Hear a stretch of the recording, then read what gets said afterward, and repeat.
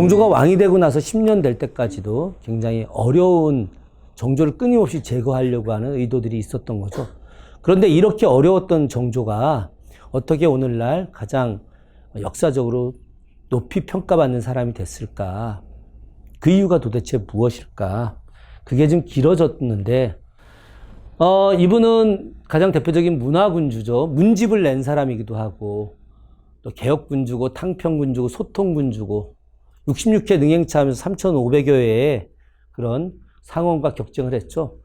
제가 10월 달에 이제 서울에서부터 수원까지 정조의 능행차 시연하지 않습니까? 그때 이틀을 다 생방송 해설을 해요. 그 서울 방송은 이제 단국대학교의 김문식 교수가 늘 전반부하고 후반부는 제가 하거든요. 생방송으로 이제 차 타고 이동하면서 같이 이제 중계하고, 그 다음에 이제 시흥서부터 시작해서 수원으로 넘어오는 거는 방송국 가서 이제 제가 해설을 하는데, 그걸 위해서 이제 사전 준비를 또 하지 않습니까? 그죠? 공부도 더 하고, 뭐 그냥 가서 이야기해도 상관은 없으나, 그래도 강사비를 주기 때문에 팬 서비스 차원에서 좀 더 공부를 하는데, 정조가 일성록에 보게 되면, 일성록은 정조의 개인 일기입니다. 세계 기록유산으로 등재된 거. 정조의 일기가 세계 기록유산으로 등재가 됐는데, 그 일성록에 보게 되면 신하들한테 이야기합니다. 이 행차를 보기 위해서 오는 사람들을 절대로 막지 마라. 그리고 자유롭게 다 구경할 수 있게 해라. 이것은 자기 신변에 대한 일단 안전에 대한 확신이 있는 거예요. 왜? 백성들이 자기를 절대 죽이려고 하지 않을 것이다. 뭐 활을 쏘거나 뭐 칼을 들고 나와서 뭘 하거나 그러지 않을 것이다. 백성들의 가장 큰 행복이 임금의 얼굴을 보고 임금의 행차를 보는 것인데 그걸 그대로 두어라. 그러다 보니까 너무 쉽게 풀어졌는지 한강 건널 때 저 용산에서부터 노량진까지 배다리를 만들었잖아요. 그죠? 배다리를 만들었는데 또 우리나라 사람들 좀 풀어주면은 좀 세게 더 나오는 게 있어요. 그냥 수십 척의 배 타고 바로 이 배다리 옆까지 와가지고 임금 얼굴을 가까이 대는 거예요. 막 이러고. 그래서 정조가, 야, 이거는 좀 너무 심하다. 너무 무질서하다. 그러니 배가 와서 보는 거는 좀 거리를 두고 요것만큼은 좀 통제를 했으면 좋겠다라고 이야기를 했던 것도 있거든요. 백성들이 직접 와서 또 백성들의 억울함을 이야기하는 상언과 격쟁, 이게 약 한 3,550건인데, 그러면 제위 10년으로, 24년으로 보자면은 옛날 사람들도 휴일이 있잖아요. 절기는 다 쉬는 거예요. 24절기. 24절기에는 업무 보는 게 아니거든요. 우리 여러분, 춘분, 입추, 하지, 동지 이런 것들 다 쉬는 날들이고, 그리고 이제 정승이 죽게 되면 보통 하루를 쉬고 업무를 보지 않고 그러거든요. 그러니까 대략 한 300일 정도 일한다고 보시면 돼요. 요즘 우리 주 5일제하고 조금 다르나 당시에는 한 300일 정도가 이렇게 일을 하는 거로 본다면은 3,500회면 기본적으로 매일같이 하루에 한 번씩 백성들의 이야기를 듣는 것이 10년 이상 된다라고 하는 것이죠. 이건 일반적인 국왕들, 조선시대 다른 국왕들하고는 완전히 다른 겁니다. 백성들하고 새로운 정책을 만들려고 할 때 신하들하고 끊임없이 토론을 하죠. 토론의 왕은 세종이고, 그런데 세종은 좀 안타까운 이야기지만 결정을 잘 안 해요. 결정을 계속 토론하고 물론 그게 장점일 수 있겠지만 정조는 토론하고 결단이 빠릅니다. 결정이 빨라요. 저는 그 지도자는 토론은 중요시하지만 그러나 결정이 좀 빨라야 된다. 세종은 뭐 하나 결정하는데 길게는 몇 년씩 걸립니다. 예. 그래서 그거는 좋게 보면 좋을 수 있겠지만 정책을 추진하는 것에서는 또 불합리할 수도 있는 측면이 있거든요. 정조는 중요한 게 늘 변화하려고 노력합니다. 변화하려고 노력하지 않으면 절대 안 된다. 제가 대학원 마치고 시간 강사하다가 먹고 살 길이 없어서, 시간 강사로 먹고 산다는 것은 대한민국에서 존재할 수 없습니다. 그래서 제 아내가 돈 벌어 오라고 이렇게 살짝 압력을 넣었는데, 마침 그때 경기도에서 학예연구사 공채가 있었어요. 연구직 공무원. 제가 나중에 이제 박물관에 있다 왔는데, 그래서 그때 이제 시험을 봤는데 운이 좋게 딱 1점 차이로 합격을 했어요. 그래서 저는 하여튼 제가 지금까지 시험 봐서 한 번 봐서 떨어져 본 적이 믿기지 않으시겠지만 운전면허 받고는 없습니다. 왜냐하면 오랫동안 준비한 상태에서 시험을 봤기 때문에 그래서 하여튼 늘 저 교수도 첫 번째 지원해서 붙고 그리고 학경 연구사도 처음 딱 봐서 붙고 나머지 시험은 본 적이 없는 것 같아요. 저희 무슨 뭐 토익 시험 같은 거 한 번도 공부해 본 적이 없습니다. 안 볼 거기 때문에 아예. 근데 그때 제가 9년 동안 공무원 생활을 했어요. 그냥 뭐 이렇게 계약직 공무원이 아니라 공채로 들어간 공무원이기 때문에 정규직 공무원으로 있었는데 내린 결론은 대한민국이 공무원을 전체를 계약제로 하지 않으면 절대 나라가 바뀌지 않는다. 공무원들 중에 일 열심히 하는 사람들 한 20%는 있습니다. 정말 똑똑하고. 제가 봐서는 70% 가까이가 일을 안 해요. 일을 안 합니다. 지금도 그렇습니다. 지금도 제가 개탄을 합니다. 그래서 대한민국이 발전하려면 기업이 아무리 노력을 해도 공무원이 변화하지 않으면은 절대 이 대한민국은 발전할 수 없습니다. 기업이 혁신적 사고를 가지고 뭔가 혁신적인 정책을 만들어서 뭘 하려고 하면 다 법과 제도 속에서 공무원들이 다 풀어줘야 되는데 이걸 안 해요. 왜? 다칠까봐. 그래서 이 문제를 해결하지 않으면은 지금 문재인 정부가 딴 거 해결할 게 아니라 공무원 개혁, 이게 핵심입니다. 이게. 제가 수원에 있는 공무원 노조 위원장한테 맨날 공무원들 지키려고만 하지 말고 잘못된 공무원들 퇴출하려고 하는 이런 걸 좀 해야 된다. 거꾸로 당신들이 해야 된다. 이렇게 이야기도 했는데 변화하려고 하지 않으면 안 됩니다. 계속 혁신적으로 변화하려고. 정조는 늘 지금 상태에서 좀 더 낫게 변화하고 좀 더 낫게 변화된 걸 또 낫게 변화하고 그러면 백성들의 행복이 오래 간다는 거예요. 이 말은 공자의 말입니다. 주역에 나오는 이야기예요. 변즉통, 통즉구인데 늘 변화하려고 노력하고 전 중요한 것이 바로 정조시대 가장 핵심이 바로 문화의 다양성을 인정한다는 겁니다. 이단이라고 생각하는 모든 사상도 긍정적으로 생각을 하는 거예요. 불교의 자비도 유교의 인과 같다. 양명하게 학문은 고금의 제일이다. 정조 신하들한테 이야기합니다. 불교에서 말하는 자비가 유교의 인과 다르지 않다. 양명학 다 사문난적 아닙니까? 이단이라고 이야기하고. 그런데 왕양명의 문장은 고금의 제일이다. 조선의 선배들은 반드시 읽어야 된다. 양명학에서 이야기하는 지행합일은 우리 선배들이 반드시 배워야 될 것이다. 지행합일 얼마나 좋습니까? 그죠? 아는 것을 실천해야죠. 알기만 하고 실천하지 않는 사람들은 참다운 선비라고 할 수 없는 거죠. 성호 이익 선생이 늘 강조했던 것이 산홍합일, 사대부와 농부는 하나다 이겁니다. 다산의 평생의 꿈이 자기의 정신적 스승 성호 이익 선생의 산홍합일을 실천하는 거였어요. 그래서 강진으로 유배간 이후에 9년 차에 다산 초당으로 들어가면서 그 옆에 채소밭을 일굽니다. 채소밭을 일궈가지고 본인이 직접 채소를 딴 걸 가지고 저녁을 먹다가 눈물을 펑펑 흘립니다. 상추를 싸서 입에 딱 넣고 먹다가 자기가 드디어 성호 선생님의 산홍합일을 실천했구나라고 해서 스스로 감동받아서 펑펑 웁니다. 다산 문집에 남겨놨어요. 여기 계신 분들 중에 상추쌈 드시다가 눈물 흘리신 분은 있으신지 잘 모르겠습니다만 제 후배 중에 지금 변호사 하는 친구가 있는데 자기는 정말 다산에 빠져가지고 산홍합일을 하겠다고 매주 열심히 광교산 자락에서 주말농장에서 일하고 있어요. 그 이야기를 할 이유는 전혀 없고 어쨌든 이렇게 우리가 다양한 사상 하다못해 천주학에 대해서도 이야기합니다. 서학은 묵은지교이나 군왕의 존재를 인정하지 않는 거죠. 묵은지교이나 서학에서 말하는 사랑도 유교의 인과 다르지 않다. 서학 신자가 많아지는 것은 우리가 정학을 잘못해서 그런 거지 어찌 그들을 탓하겠느냐 이렇게 이야기합니다. 우리 사회가 가장 정조시대에 배워야 될 대표적인 것이 나와 생각이 다르다는 것을 가지고 그것이 무조건 잘못됐다. 무조건 나쁜 것이다.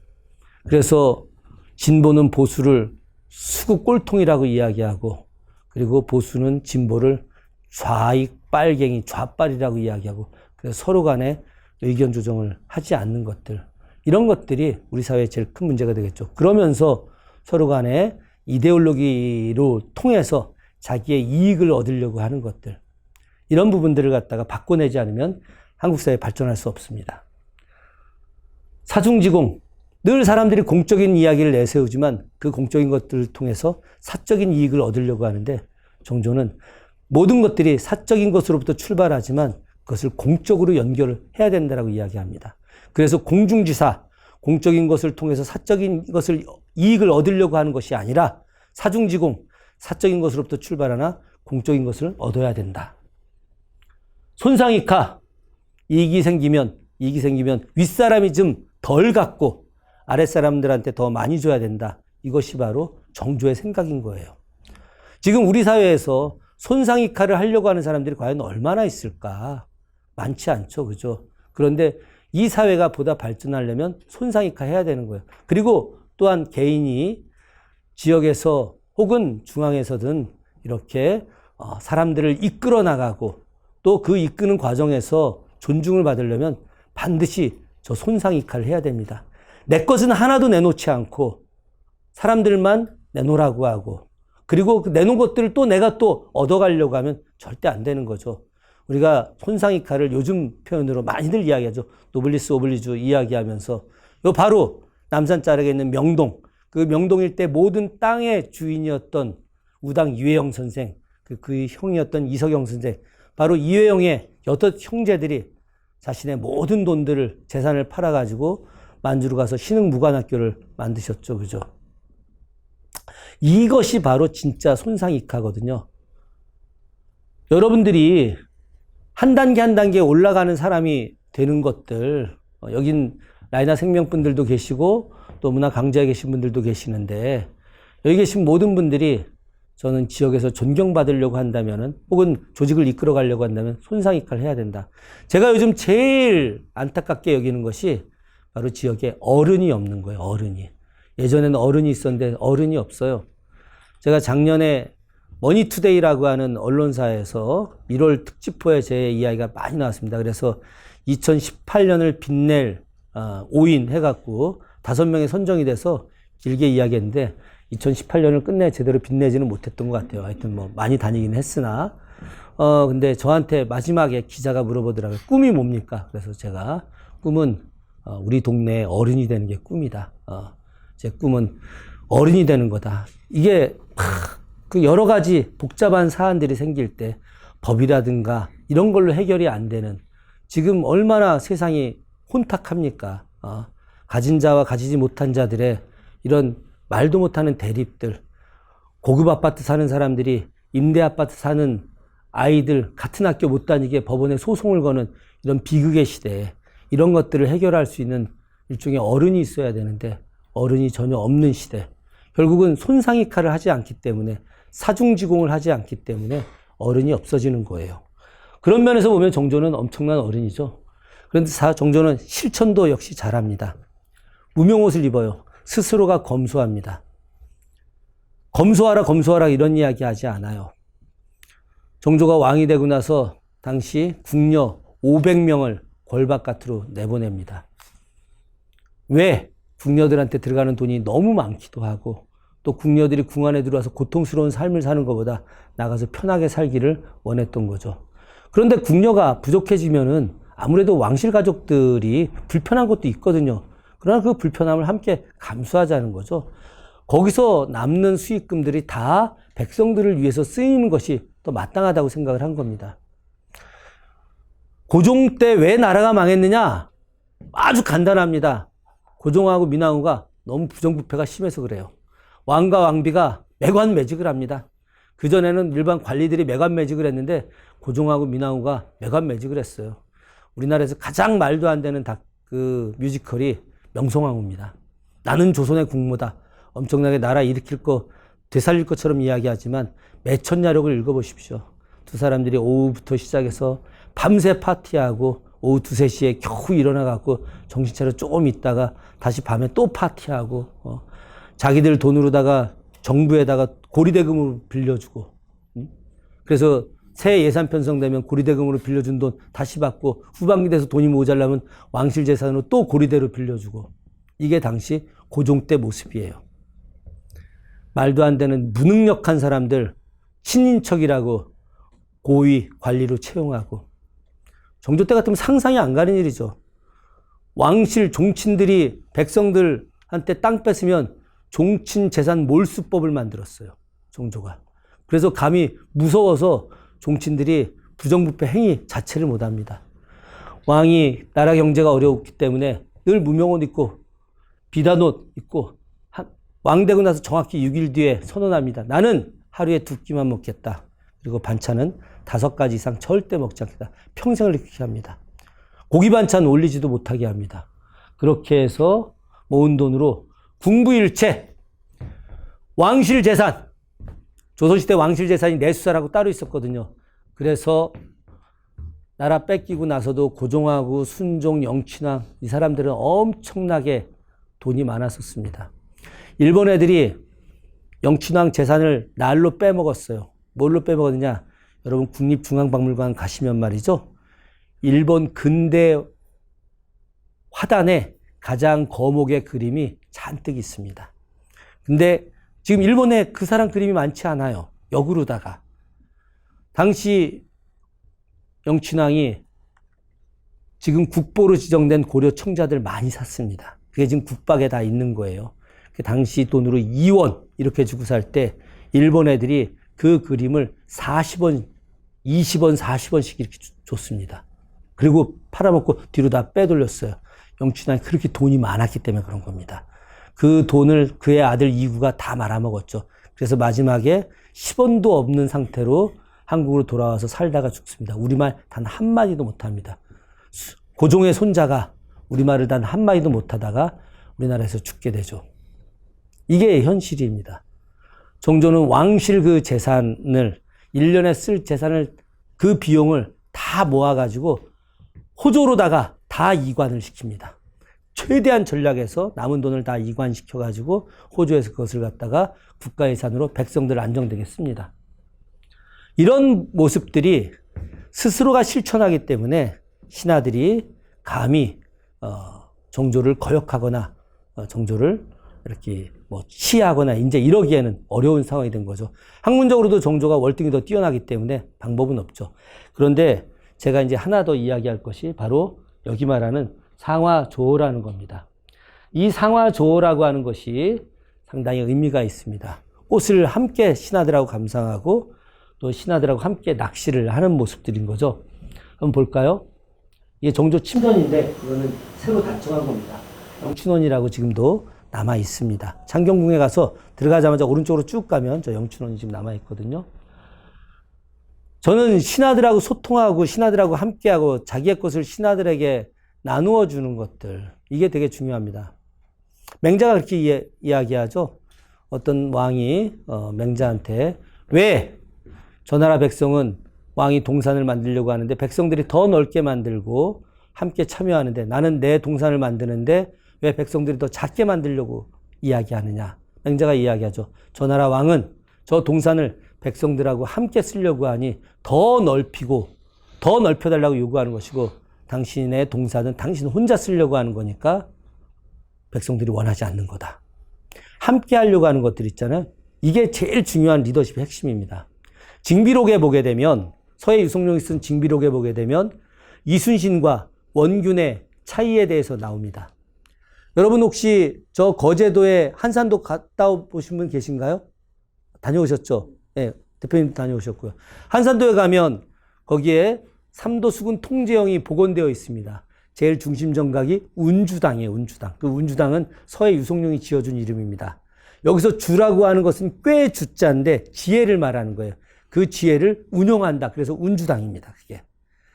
서해가 뭐라고 이야기했느냐?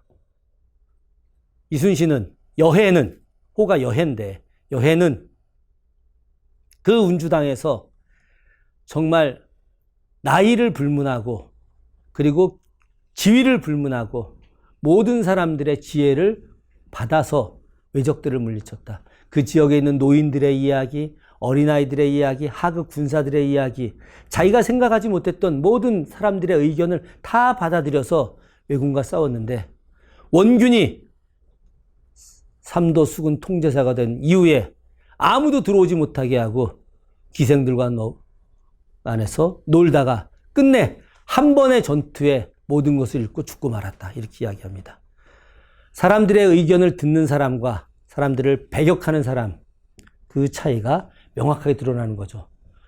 정조가 창덕궁에 있다가 어느 날 굉장히 좋은 문장을 읽게 됐어요. 그래서 그 문장을 이제 책으로, 병풍으로 만들고 싶어 했습니다. 당시 규장각에 있던 표암 강세형한테 찾아갔습니다. 표암, 내가 오늘 굉장히 좋은 글을 읽었는데 이걸 병풍으로 만들고 싶으니 글씨를 써주시오 라고 요청을 합니다. 표암 강세왕은 삼절이라고 불리는 사람인데 단원 김홍도의 사부님입니다. 단원 김홍도를 발굴해서 김홍도에게 그림을 그리게 하고 글씨를 가르친 사람이죠. 표암 강세왕이 정조가 왕되고 나서 제일 처음으로 어진을 그린 사람입니다. 우리나라 4대부 화가 중에 가장 독보적인 존재, 뭐 안견, 그리고 안평대군, 뭐 여기 이야기하는 표암 강세왕, 이런 정도의 전문 화가가 아닌 사람들로 가장 독보적인 경지에 있는 사람이 표암입니다. 표암이 얼마나 기뻤겠습니까? 임금이 자기한테 와서 글씨 써달라고 하니까. 그런데 그 뒤에 임금이 뜻밖의 이야기를 꺼냅니다.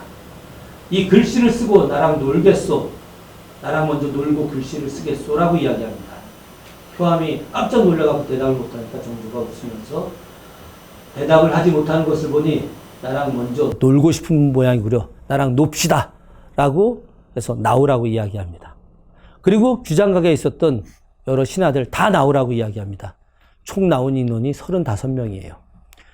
그리고 나서 정조가 이제 안내를 하기 시작합니다. 자기를 따라오라고. 어디를 갔느냐? 바로 창덕궁 내원의 옥류천 계곡을 들어갑니다. 옥류천 계곡 들어가 보신 분 한번 손 들어보세요. 선생님 안 가보셨나요? 옥류천 계곡, 창덕궁 입장료가 3,000원입니다. 옥류천 계곡 입장료가 추가 5,000원이에요. 예. 제일 예쁠 때가 5월달이고 5월달만큼 예쁠 때가 9월 말입니다. 그래서 추석 지나고 나서 조금 정리되시면 9월 말에 가십시오. 일찍 예매해야 됩니다. 예. 일찍 예매 안 하면은 다 빨리 끝납니다. 옥류천 계곡을 들어가게 되면 너무너무 아름답죠. 이게 바로 창덕궁이 세계문화유산이 된 결정적 이유가 바로 이 옥류천 계곡에 있었던 겁니다. 그런데 이 옥류천 계곡은 그 전까지 군주 이외에는 어느 누구도 들어가지 못했던 곳이 바로 옥류천 계곡이었죠. 그러니까 막 신하들 입장에서 막 난리가 난 겁니다. 너무 깜짝 놀란 거죠. 그래서 정조가 쭉 들어가면서 설명을 합니다.